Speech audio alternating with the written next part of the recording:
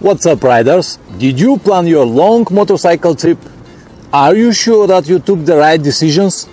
In this video, I'm gonna talk about the 5 common mistakes most of the riders make. I will also tell you a few easy tips to avoid it. Stay with me.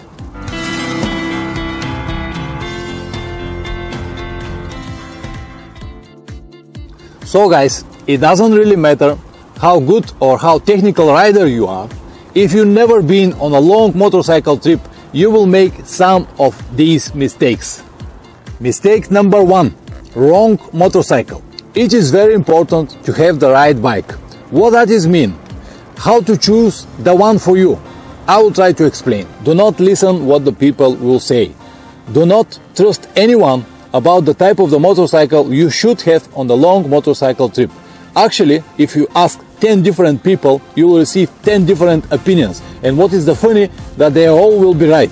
Is that possible? Of course it is. Only you know how fast you're going to ride, how many kilometers per day, and where exactly we'll go. So follow this logic. Only you're the person who can choose the right motorcycle. What you have to do is to find as more as possible information about the area you're going to travel. Terrains, roads, elevation, weather conditions, and many more. Based on all of that information, you can take the right decision and choose the proper bike. I have told you this, guys, many times, but I'm gonna tell you again. The preparation is the key of success. I really respect the guys who are traveling without any plans and preparations, but for me, all of this is nonsense. I prefer to be ready. I want to know where I'm going and what I have to expect there. To go on a long trip in Siberia, road of bones for example, with GS 1200, it's not the right decision. The last thing you're gonna need on such a trip is going to be a heavy motorcycle. Walter Kolebach from Sibirsky Extreme said, choose the motorcycle for the hardest part of the trip, not for the easiest part. Which is mean, if you have a 10,000 kilometers trip, but 2,000 are hard off-road section, you have to prepare and choose the motorcycle for these 2,000 kilometers. The rest, 8,000 are fine, you can do it with anything, but this 2,000 will be critical and you have to set the motorcycle exactly for this. It will be much easier to ride a light motorcycle on the highway instead of heavy beast off-road.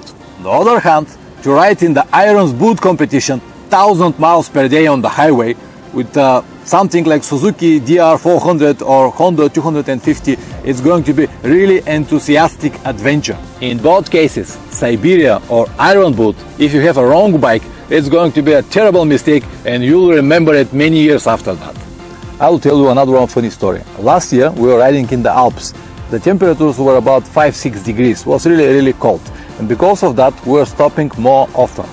During one of our breaks, next to us came a German rider with Honda CBR and leather suite.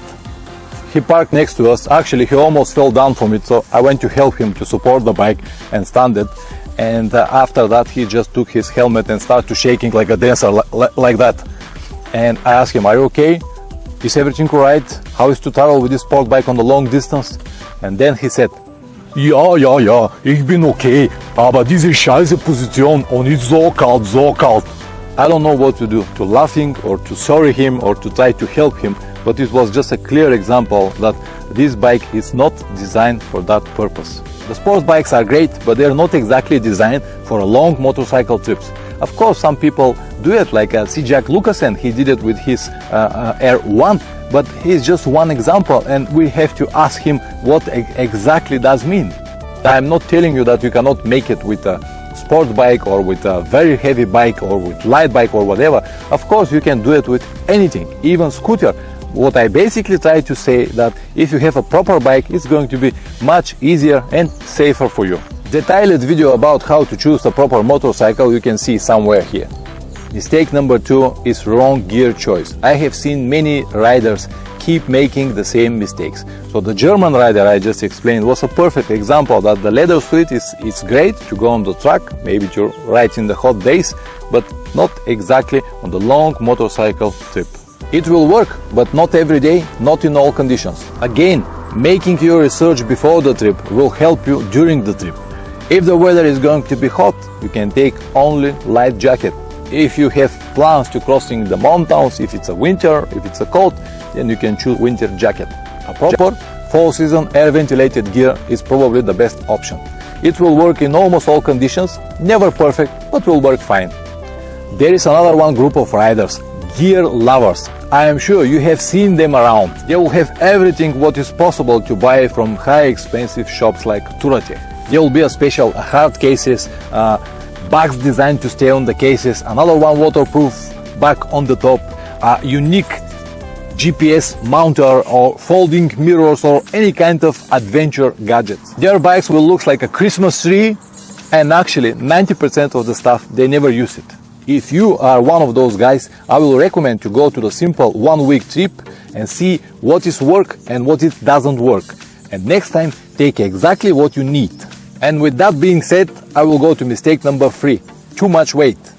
Most of you guys take way too much. To have already heavy bike, 200 tons, 250 kilograms, and to load it more 50 or 60 kilograms on the top, it is not something I will ever do. The weight is always matter, especially if you have plans to ride off-road. This heavy bike will bring you only cons. No, actually there is one pros. When you're riding on the highway, in the strong wind, the weight is a pros. Just one. There are many discussions about hard cases and soft luggage. Video about it you can see somewhere here.